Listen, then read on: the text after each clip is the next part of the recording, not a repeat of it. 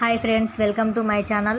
ఈరోజు వీడియోలో టెట్ డిఎస్కి సంబంధించి ప్రభుత్వం అయితే మరింత గడువును పెంచడం జరిగింది. ఒక్కో పరీక్షకు 3 నెలల సమయము. ఇది అభ్యర్థులు సన్నద్ధం కావడానికి, ఎగ్జామ్ సిద్ధం కావడానికి 3 నెలల సమయం అనేది ఇవ్వడం జరిగింది. టెట్ ముగిసిన తర్వాత మెగా డిఎస్సి నోటిఫికేషన్ కూడా ఇస్తారు. ఇక్కడ చూసినట్లయితే ఉపాధ్యాయ అర్హత పరీక్ష డిఎస్సి పరీక్షల నిర్వహణకు మరింత సమయం ఇవ్వాలని ప్రభుత్వం అయితే నిర్ణయించుకోవడం జరిగింది.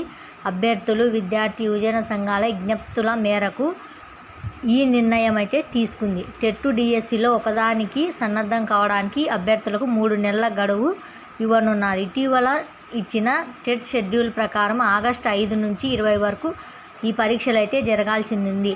అయితే తాజాగా 90 రోజుల గడువును పెంచడం వలన పరీక్షలు అనేది అక్టోబర్లో జరగడానికి వీలైతే ఉంటుంది.